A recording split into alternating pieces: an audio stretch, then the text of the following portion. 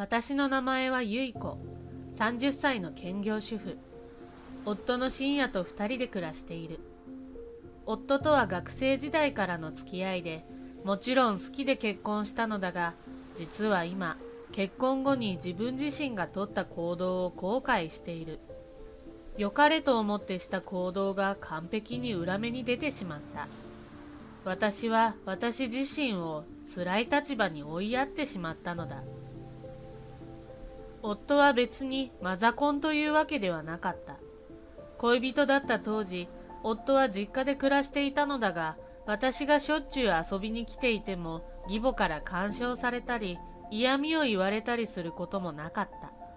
それどころか、義母はこちらに関心を示さず、私が来ても挨拶をする程度でドライな感じだった。そのこと自体は別に良かったし、むしろありがたいとさえ思っていたのだが、夫との付き合いが深くなるにつれ、夫の家庭に違和感を感じ始めていた。付き合っていた当時、私は義父の姿を見たことがなかった。休日も夜遅い時間まで滞在していた時も、義父は姿を現さなかった。仕事が忙しい人で出張も多く、休日出勤も珍しくないとは聞いていたが、家に帰る暇もないほど大変なのかと内心疑問に思っていた。しかし、そんな違和感はすぐに忘れ、交際も順調だったことで、私たちの結婚はトントン拍子に決まった。そんな風に私たちの新婚生活は始まったのだが、結婚後、私が以前感じた違和感を再び感じるようになり、それがただの勘ではないことに気がついた。義父には2号さんがいて、義実家に帰ってこないのはそのことが理由だったことが分かった。義父は昔から女癖が悪く、義母はしょっちゅう泣かされていたという。まだ夫が小さかった頃、義両親は夫の目の前でよく喧嘩をしていたそうなのだが、義母の世代では簡単に離婚を選択することができず、義母はほとんど泣き寝入りだったという。次第に義母も何も言わなくなり、夫婦の仲はずっと前から冷めきっていると夫から聞かされた。こんな状態になっても未だ離婚しないのは、義母は生活のため、義父は世間体のためだろうと夫は言っていた。義父に至っては、近いうちに訪れるであろう大義母の介護を義母に押し付ける算段があるのではないかと私は密かに思っている。私は夫からこの話を聞いて自分の家庭環境と重なった。私の家は私が中学生の時に両親が離婚し、それから父と祖父母と暮らしていた。祖母は典型的な嫁いびり姑で、父はそんな祖母から母を守ろうとはせず、祖母と一緒になって母の悪口を言っていた。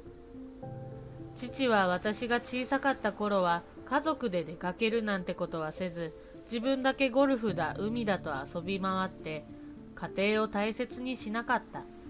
なのに私が物心がつき始めた頃、急に過干渉になり、母親の子育てに文句を言い、母を口汚く罵った。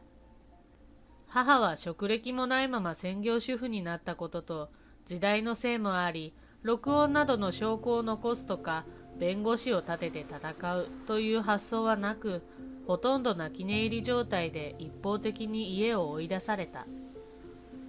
母が出て行ってしまうと、祖母はまるで自分が母親かのように私を可愛がり、父の干渉はひどくなっていった。私は母に何もできなかった悔しさと祖母と父の身勝手さに心底嫌気がさし、高校を出たら一刻も早く家を出ようと固く誓い、勉強を頑張った。私が家を出てすぐ祖母が他界した。すると一人になった父は急に足が痛い、心臓が悪くなって入院するかもしれない、などと泣き言を言っては私を連れ戻そうとしてきた。若い時にあれだけ好き放題して母をあんな目に遭わせたというのに、いざ自分が年を取って心細くなったという理由で母だけでなく私の人生まで奪おうとするなんて。情に訴えてくる父に私は、大好きなママがいなくなって寂しいね。これまでの浮気相手と楽しく暮らしたらと言った。思えばこれが暴力的で癇癪持ちの父にした初めての反抗だった。私の言葉を聞いた父は、くそ、誰の金で暮らしていけたと思ってんだ。と電話越しに怒鳴り倒していた。これがこの人の本音だと思うと、もう父のことが怖くなっていた。それから何度か泣き言と罵声を繰り返す連絡があったが、私は携帯を変え、住居を変えた。もちろん父には教えていない。それから一切の連絡を取らずにいる。夫もそれを分かっていて理解してくれた。けれど夫の話を聞いて自分が感じていた違和感の正体が分かると急に不安になった。義母も母と同じ思いをしているのではないか。夫も私のように長い間苦しんできたのではないか。このまま二人を放っておけば心が壊れてしまうのではないか。私に何かできることはないだろうか。せめて義母の心が少しでも温かくなるようにできないだろうか。そう考えた私はできるだけ義母と接する機会を設けようとした。そして結婚して最初に迎えた母の日、私は義母にマグカップを送った。それを受け取った時の義母は、あら、ありがとう。と言いながら少しだけ口角を上げただけだった。それを見た私は気に入らなかったかな。私からあげるよりやっぱり実の息子からもらった方が嬉しいよね。と出しゃばってしまったのではと反省した。しかしそれが義母の眠っていたスイッチを押してしまったようだった。その日以降、義母は我が家へアポなしでやってきては特に内容のない話をしながら夕食後まで居座るようになってしまった。そして休日もこちらの了解を取らないまま夫婦の外出についてきて、一緒に帰宅し夜まで過ごし、深夜夫が義母を送っていくというパターンができてしまった。義母には全く悪気はなく、来るたびに楽しそうで、娘ができて嬉しいとよく言ってくれたし、近所には息子の嫁が母の日のプレゼントをくれたと嬉しそうに話していたようで、義母の楽しそうな姿を見たことはなかった私は嬉しかった。夫も私のおかげで母が笑うようになったと喜んでくれたことがなお嬉しかったし、いい関係を築けると信じていた。しかし義母の訪問頻度と滞在時間が増すにつれてそれを負担に感じるようになった。でも私は以前、お母さんに寂しい思いをさせたくないなと義父と実父を重ねながら夫に言ったことがあったし、義母との仲を深めたいと仕掛けたのは自分だ。でもそうは言ってもある程度の距離は欲しい。いくらなんでも近すぎではないだろうか。義母のこれまでの寂しさや我慢を私が爆発させてしまった。今さらしょっちゅう来られても困るなんて言えない。でもそもそも人との距離感や扱いをうまくできない私が無責任な行動をとるべきではなかったのだ。自分が義母の心を温めようなんて思い上がりもいいとこだ。私は何様のつもりだったのだろう。私がしゃしゃり出なければ義実家はあれはあれで平和で幸せだったのかもしれないのに。自分の浅はかな行動や考えを責めながら義母と接していくうちに、私は自覚がないままストレスを溜め込んでしまっていたようで体調を崩してしまった。そしてとうとう夫に義母との距離感に悩んでいる旨を打ち明けた。夫は一通り話を聞いた後、わかった。これからはほどほどの距離感でやっていこう。俺から言っとくから。でも母さんも喜んでいるから、急に突き放したり避けたりはしないでくれ。と言い、私ももちろんだと答えた。原因を作ったのは私だし、義母の笑顔が増えたことも、夫が嬉しそうにしていることも、私は嬉しい。会いたくないなんて思っていない。ただ、ちょっと頻度を和らげてもらえればいい。分かってくれたら嬉しい。そう思っていた。しかし、事態は思わぬ方向へ行ってしまった。夫との話し合いから数日後、私が家に一人でいるときに、義母が突然やってきて、ドアを開けた瞬間、ものすごい目つきで私を睨んだ。ちょっと、もう二度と来るなって言ったそうじゃないの。突然の怒鳴り声に、私はすぐに思考が追いつかなかった。どういうことですか？やっとの思いで私がそう聞き返すと、義母はつかつかと家の中に上がり込み、追いかけてきた私をさらに睨みつけた。深夜から聞いたわよ。私を邪魔に思ってるならはっきり言いなさいよ。わざとらしいおべんちゃら使ってたくせに、裏で私の悪口を言ってたなんて、この腹黒女。あんたにもう来るななんて言う資格ないんだからね。私は深夜の母親なの。これからも変わらず付き合っていくんだから、あんたは反省しなさい。義母はそう怒鳴ると、どかどかと音を立てながら出て行ってしまった。あまりの勢いに私は混乱しながらしばらく立ち尽くしてしまった。その日の夜、夫にそのことを報告した。ねえ、お母さんにどうやって話したの？私はお母さんを邪魔だなんて思ってないし、二度と来るななんて言ってないよね。あくまで事実確認のつもりだった。夫が優しく言ったことを義母が勝手に悪い方向に解釈して行き違いが生まれただけだと、その時までは思っていた。しかし、夫は私の問いに少し苛立った様子で、せっかく母さんがお前と仲良くなれたって喜んでたのに、お前が悪いんだろ？と言った。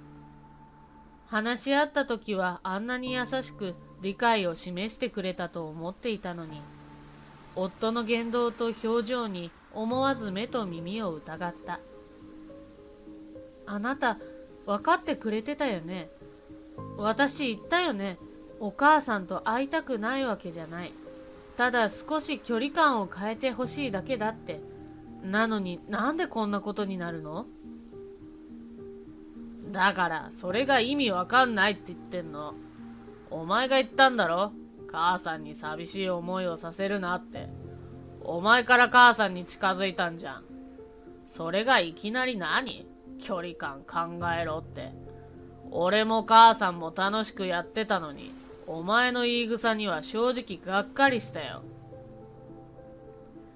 夫に責められていると、だんだん自分が悪いのかと思えてくる。でも頭の片隅で何かが違うとも感じる。でも急に怒鳴られて怖かった。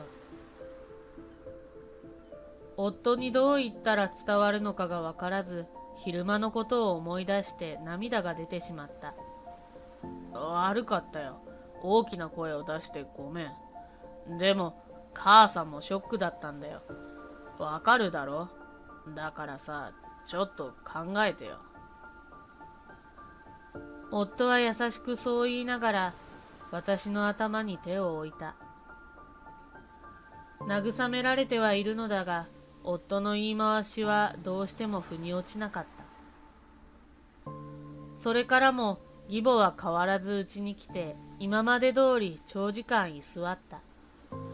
けれど夫と義母の態度は以前と大きく違っていた。買い物に出かけても二人は私を無視して堂々と腕を組み、私はその後ろで黙って荷物を持っていた。そのうち義母は私の料理にも文句を言うようになり、夫もそれに賛同した。リビングで二人はテレビを見ながら爆笑し、私は黙ってひたすら洗い物をしていた。こんなのおかしい。まるで夫と義母が夫婦で、私は家政婦。いや、会話すらないんだもの。ただ家事をするだけのロボットだ。なんでこんな風になってしまったのだろう。確かに義母との仲を深めたいと行動を起こしたのは私。それが負担になって夫に愚痴ったのも私。でもこんな極端な変わり方ってありなの？これって私への嫌がらせではないだろうか。今の夫と義母はまるで、そう、私の父と祖母だ。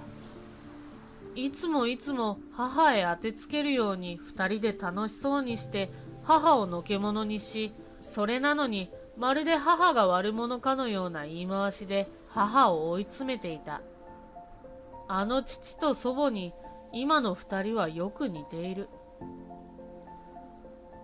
ほんと、お前のおかげで母さんとこんなに一緒にいられるようになるなんて、そこは感謝だよな。そうね。でももう少し控えめで嫁らしくなってくれたら私も安心するんだけど。まあ、せいぜい頑張りなさい。あくまで私だけが悪い。その言い方と笑い方がまさに父と祖母そっくりに思えて、怒りよりも嫌悪感で身震いがした。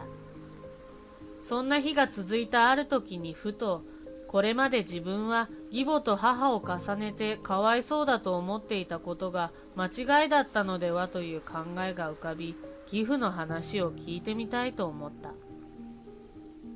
義父とは数えるほどしか会ったことがなく、会話もまともにしたことがない。突然連絡なんかしたら嫌がられるだろうか。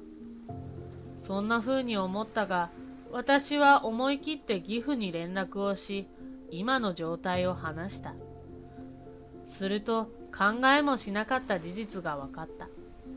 義父は私の話を聞くと、週末に帰るからみんなで食事をしようと言ってくれた。その時の夫と義母の様子を見て判断したいとも言っていた。自分から連絡したとはいえ、どんなことが起こるのだろう。当日のことを考えるだけで胃が締め付けられるようだった。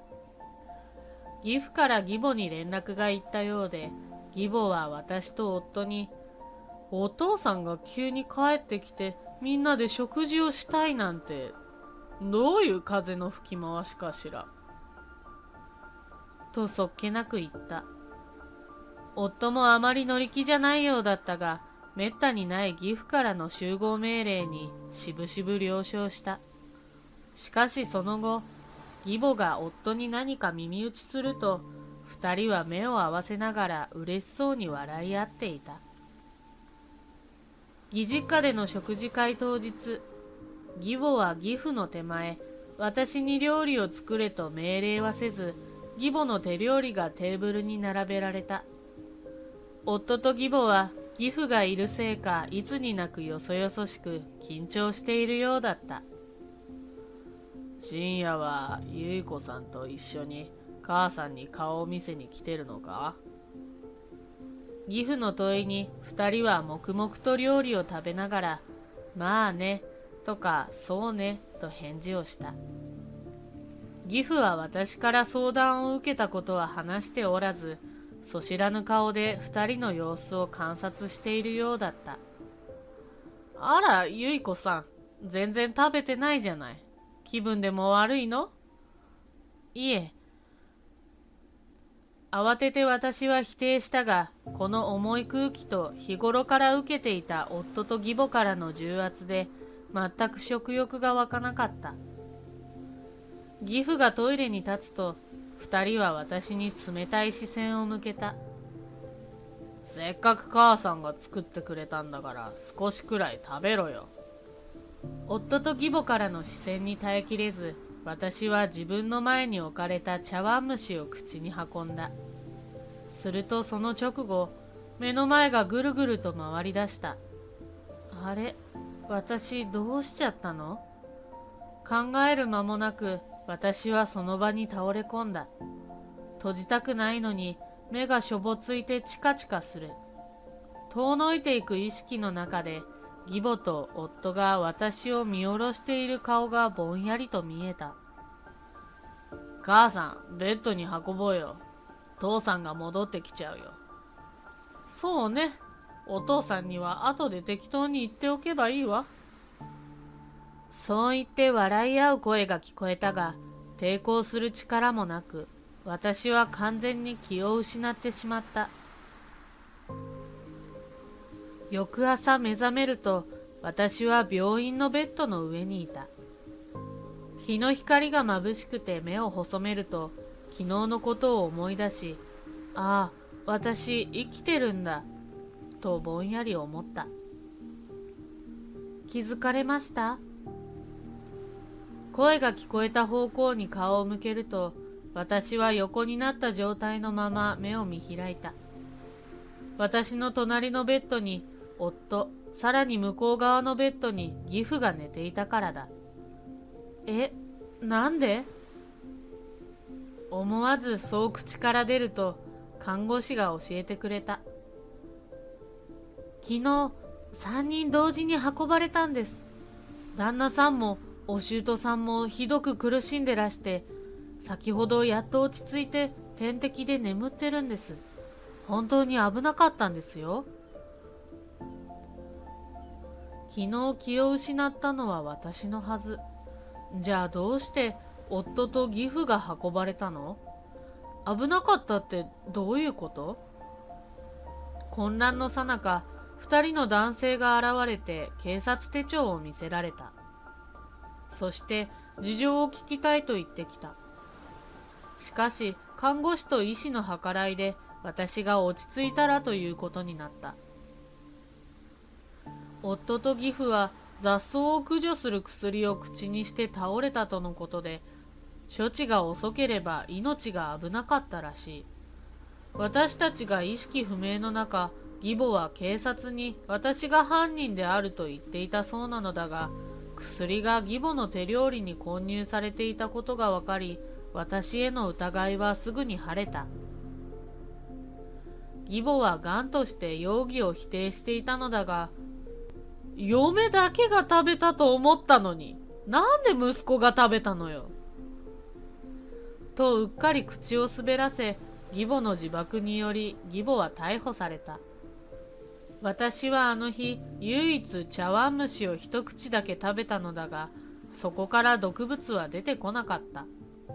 私が倒れた理由はストレス性のもので、ここ数日食欲が出ず、あまり食べていなかったことから、栄養失調気味だったことが理由だった。夫と義母は私に毒を盛り、保険金を受け取ろうと思いついたのだ。私がうっかりミスをして、薬か何かだと勘違いして自分で口に入れたことにすればいい。一緒にいた義父を証人にすれば疑われることはない。義母は不幸な事故で嫁を失ったかわいそうな私を演じて、義父から同情を買うことができる。夫も同様、若くして妻を失っても懸命に生きるけなげな自分を演出できる。その後もろもろ済んだ後は嫁の保険金で楽しく暮らせるというのが二人の算段だった。しかし夫はそれに浮かれて私の近くに置かれていた唐揚げに毒が入っていることを忘れ、義母が台所へ行った時にうっかり食べてしまった。義父はまさか料理に毒が入っていることなど知らないから普通に食べてしまった。ちょっと調べればすぐにバレるような、子供でもわかるようなバカな計画を思いつき、あの二人は実行してしまったのだった。食事会の前、私は思い切って義父に連絡をして本当に良かったと思った。夫や義母から聞いていた義父の人物像は全く違うものだった。義父には2号さんなどいないし、家庭を顧みず夫や義母にひどい仕打ちをするような人ではなかった。本当に仕事が忙しく、家族に不自由な思いをさせまいと懸命に働く真面目な人だった。むしろひどいのは義母と夫の方だった。義母は浪費癖がひどく見えっ張りでもあり、義母が作った借金のせいで義父が大変な思いをしたという。そのせいで喧嘩が絶えなかった時期があったことは事実だが、原因は義父ではなく義母にあった。夫は義母に性格がよく似てしまって、義母の借金のせいで家を空けることが多くなった父を義母と結託して馬鹿にするようになり、親子の仲は良くなかったという。あまりに奔放すぎる二人に堪忍袋の緒が切れた義父は、次また借金をしたら離婚だ。深夜と二人で出て行け。と二人をきつく叱り、親戚たちには自分が不在の間、二人がおかしなことをしないように見ていてくれと頼んでいたという。それが義母がずっとおとなしかった理由だったのだ。けれど私の勘違いにより二人の本来の性分に再び火がついてしまった。嫁とうまくいっているところを見せれば義父の態度も柔らかくなるだろう。親戚の監視の目からも逃れられる。何かあったらすべて嫁のせいにすれば何事もなくいられると思ったのだ。妻のああいう部分を君に話さなかったことは私の責任だ。深夜と結婚した時ももう大人なんだからと何も言わなかった。すべて言い訳だ。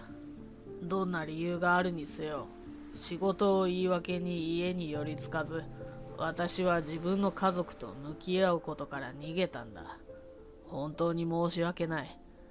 君の命を奪おうとした妻と息子、そして今まで何もしてこなかった私を一生許さないでくれ。意識を取り戻した義父は涙を流しながら真っ先に私にそう謝罪してくれた。悔しさと悲しさが入り混じったその表情に私は言葉が出なかった。義父のせいじゃない。義父が謝ることじゃない。夫とは学生時代からの付き合いだったが、そんな本性が隠れていたなんて気づきもしなかった。勝手に自分と同じ境遇だと思い込んで、彼とならいい家庭を築けると信じ込んで夢見ていた。私自身が勝手に夫を美化し、フィルター越しにしか夫を見ていなかった。そんな自分が自ら引き起こしたことなんだ。頭ではよくわかっている。わかってはいるけれど、どうしようもない悲しさと憤りで私はしばらく声を上げて泣いた。夫は回復直後に逮捕され、私も即離婚した。夫は最後まで私と義母に思いつく限りの罵声を浴びせたが、その顔は私が知っている夫ではもうなかった。すべてのことが終わり、帰宅すると、私の心に虚しさが残った。私も母と同じ道を歩んでいたんだ。あんな父のところにも行きたくない。私は本当の意味で孤独になってしまったんだ。恐怖にも似た寂しさが私を襲い、これからどうしようという不安しかなかった。それから数日後、義父から着信があった。あんなことがあったし、連絡するのは申し訳ないと思ったのだけれど。と前置きした後、義父はここに行ってほしいとある住所を私に告げた。理由を聞くと、罪滅ぼしになるかわからない。でも他に思いつかなかった。と言い、それ以上は語らなかった。私はとりあえずメモを取り、その場所へ向かった。自宅から2時間ほどのその場所は丘の上にあり、海が一望できるきれいな介護施設だった。真っ白な建物に入り、ゆっくり入り口を進むと、白い看護服を着た初老の女性が近づいてきた。ゆい子？私の名前を呼んだその女性の姿を見て、私は呆然としてしまった。お母さん？目の前にいるのは私の母だった。あの頃より髪は白くなっているが、顔は紛れもない私の実母だった。母はゆっくりと私の方に2、3歩近づき、私の顔をまじまじと見ると、その場に泣き崩れてしまった。周囲の視線が一気にこちらに集まった。駆け寄った介護士に別室に促され、母も介護士に支えられながらふらふらと歩いた。沢子さんのお嬢さんですよね。先日、あなたの元舅さんという方が突然訪ねてこられたんです。会わせたい人がいると。え？お父さんここに来たんですか？介護士は優しくうなずくと、母に落ち着くようにカップを手渡し、仕事はいいから二人でゆっくり話して、と言い会議室を出て行った。しんと静まり返った部屋の中で、私と母は二人きりになってしまった。なんとも形容しがたい空気が流れた。恨んでるわよね。あなたを置いて出て行ったんだもの。私と目を合わさず怯えるように母が言った。あの頃のように悲しげな母の表情を見た瞬間、ずっと心の奥にしまっていた感情があふれ出した。恨んでなんかない。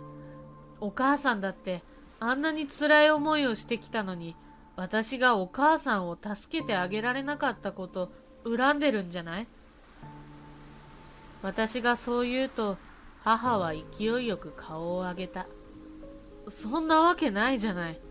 あなたに申し訳なくて。普通の家庭に育っていたら、あなたに悲しい思いをさせずに済んだのに。家を追い出されてからも、いつもあなたの心配をしてた。でも、学校のそばや近所でお父さんやお母さんに見つかって、また来たらお前もゆい子もただじゃ置かないって脅されて、結局あなたから逃げてしまったの。ごめんなさい。ごめんなさい。ごめんなさい。母は同じ言葉を繰り返し、再び泣き崩れた。お母さん、私こそ、お母さんを探しもしないで、お母さんを一人にして、ごめんね。ゆい子。その後、私は母が住むアパートへ行き、一緒に夕食を作り、遅くまで話していた。母は父と離婚後は再婚もせず、ずっと一人で暮らしていた。働きながら介護職の資格を取り、今の職場で働いているという。もう長いそうだ。義父は私の生い立ちを知り、離婚後天涯孤独になることを憂慮し、せめて自分にできることはないかと考え、母を探し出し会いに行ったという。母がもし再婚して新たな家庭を持ち、私のことを忘れていたら、最悪私を疎ましく思い、私とは関わりたくないと言ったなら、私に母のことは知らせずにいようと思っていたという。あるいは、今母が孤独で生活に困窮し、自分の面倒を見させるために私が会いたがっている素振りを見せたとしたら、同じようにこのことは私には告げず、自分の胸の中だけにしまっておこうと考えていたという。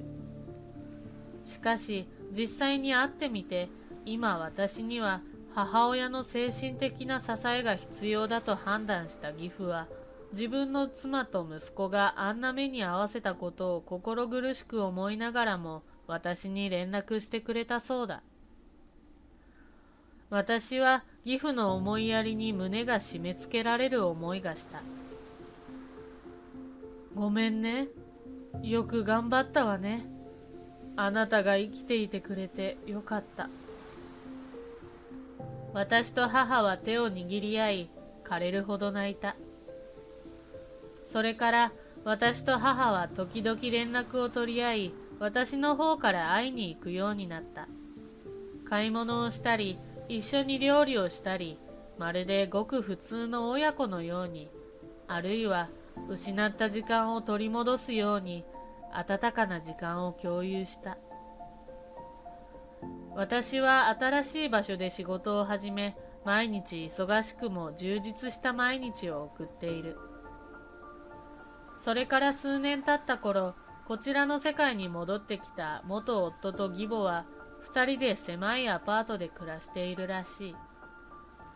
出てきてから自分たちが置かれた現実に気づいた二人は、義母は義父を、元夫は私のことを必死になって探しているらしい。もし見つけたら夫婦二組よりを戻してまた元の生活に戻って幸せに暮らすと言っていると、学生時代の共通の友人から連絡があった。年を取りさらに心が弱くなった私の実父もなんとか今の生活から抜け出すべく私と母を探しているらしい。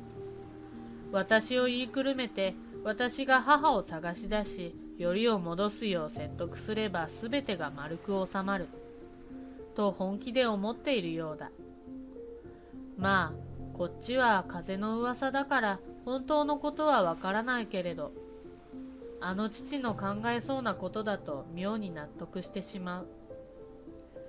もちろん私は会いに行く気なんかない。そんな暇もない。だって私も母もとっくに再婚して今最高に幸せだから。バイバイ。私は過去の思い出に心の中で陽気に手を振るのであった。